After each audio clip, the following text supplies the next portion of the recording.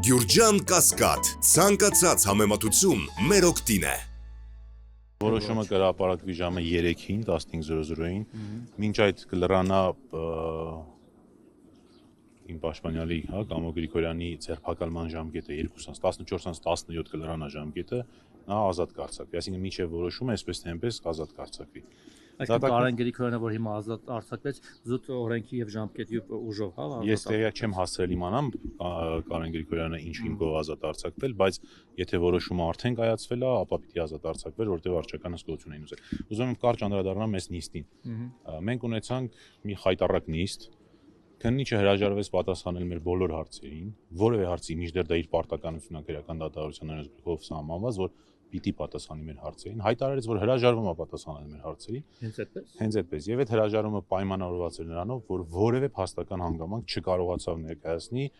որով գոնե հիմնավոր կասկածի շեմը հաղթահարված կլիներ, որ պարոն Գրիգորյանը կատարել է հանցագործություն։ Սրանով պայմանավորված քննիչը բացահայտ հայտարարեց, որ ինքը հրաժարվում է պատասխանել մեր հարցերին։ Իսկ մեր հարցերը բազմաթիվ էին, բազմաշերտ էին։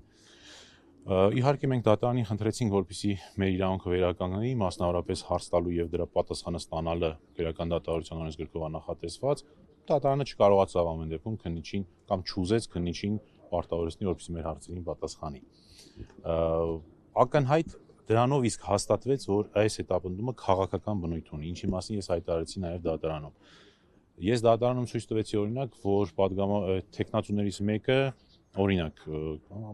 քաղաքացիական պայմանագիր կուսակցության տեխնացուներից Սարիկ Գինասյանը փետրվարի 26-ին այցելել էր տնակներից մեկը, որտեղ ասել էր ձեզ փայտ կուղարկեմ, հենց փայտը ստացա, հենց վերջանա էլի կուղարկեմ։ Սա էլ է ներկայացվել դատարանին ցույց տալու համար, որ կա խտրական մոտեցում, ինչն ինքնին հաստատում է, որ սա քաղաքական հետապնդում է։ Դատավորն ով էր ներողություն։ Դատավորը Վարդգես Ստեփանյանն էր։ Հիմա ժամը 15:00-ին կլինի որոշումը, ըստ դրա կհասկանանք, թե ինչ որոշում կայացրեց։ Իրենք ինչ են ուզում, այն ինչ որ ես ի սկզբանե իմ հայտարարության մեջ ասեցի, հա, վարույթ իրականացնող մարմինը քննիչը ինչ է ուզում, որ արգելվի որևէ անձի հետ շփումը, որ ժամը 20:00-ից մինչև առավոտյան ժամը 8:00 պաշտպանյալս պարոն Գրիգորյանը գտնվի տանը, որ ընդհանրապես այս վարույթի առնչություն ունեցող անձանց հետ առնչություն չունենա, այն դեպքում, երբ որ այս վարույթին առնչություն ունեն, Գյումրու բավականու անդամների, հա, այդ տեխնացուներից բոլորը, այսինքն ասում է, այդ թվում իր որդին եւ իր թոռը, թեև ասում է բացառությամբ ընտանի, հա, միաժամանակ ապրող անձանց հետ, որովհետեւ իրանք իրար հետ միաժամանակ ապրում են նույն բնակարանում, բայց այնուամենայնիվ, այսինքն վարչական հսկողություն խափանման միջոցի քողի տակ բերել են մաքուր տնային կալանք։ Հիմա եթե դու կարող ես օրինակ տանից դուրս գաս, բայց որևէ մեկի հետ չես կարող շփվել, իրավունք չունես, հենց շփվես, կալանքի հարց կբարձրանա։ Բայց տանից այդ ոնց դուրս գաս, որ օրինակ, չգիտեմ, փողոցում, էնել Գյումրիում, էնել այդ ճանաչումն ու, հա, այդ գործունեություն իրականացրած մարդը, ասենք ոնց փողոց դուրս գա եւ որևէ մեկի բարևին չպատասխանի։ Բայց այս աբսուրդի այս մասշտաբը հեղ դրված է, որովհետեւ բարևեց օրնան վերջ։ Դե եթե ասում են ընդհանրապես առնչություն որևէ անձի հետ, հետեւաբար եւ այո։ Իսկ դատավորի տրամադրվածությունը ինչպես է։ Ես մի հանգամանք էլ ուղղակի նշեմ, այս նյութերն են, որոնք իհարկե ձեզ ցույց տալու իրավասություն չունեն, որտեղ նախաքննական գաղտնիք է, բայց հետաքրքիր նշա, որ բոլոր անձանց վերաբերյալ այս նույն նյութերն են, նույն պատճենահանված, որևէ տարբերություն չկա, այդ թվում տարբերություն չկա տառասխալների մեջ։ Նույն տառասխալներն են իրականացված։ Հետևաբար օրինակ մեր հարցերից մեկը վերաբերում այս նյութերից, որ մեկն է վերաբերվում պարոն Գրիգորյանին, որը կհաստատեր հիմնավոր կասկածը, քննիչը հրաժարվեց պատասխանել։ Ընդամենը անուններն են փոխել։ Անունները փոխել են ընդամենը 1 կամ 2 հերթում, մնացած ամեն ինչը նույնն է։ Էսա, այս որակի Իսկ իրանք ապացույցներ ներկայացին, որ այդ շիբին օրինակ քարոզչության նպատակներով է արվել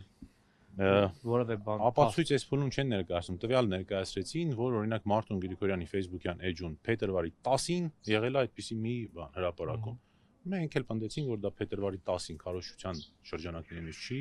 ընդգրկվել, հետեւաբար այն մեղադրանքը, որ բարեգործությունը իրականացրել քարոզչական նպատակը քարոզչությանը հետ զուգահեռ չի կարող այստեղ ընկալես դատարանը դա։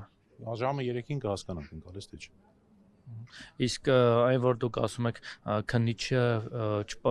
հրաժարվեց պատասխանել ձեր հարցերին, դատարանն էլ ինքը չպարտավորեցրեց, այն ինչ որ կերպ հրաժարվել։ Չէ, հետո դատարանը հարցեր տվեց մի քիչ այլ բնույթի, դրանց պատասխանեց, մեր հարցերին չպատասխանեց։ Այսինքն ձեր մոտ ճիշտ է հասկացա տպավորությունն է, որ սինխրոն աշխատում են երկուսով։ Չէ, ես տես տպավորություն չունեմ, ես տպավորություն ունեմ, որ ասում եմ հարգելի քննիչ, որ բերել ես օրինակ ուզում ես այսինչ բանը արվի։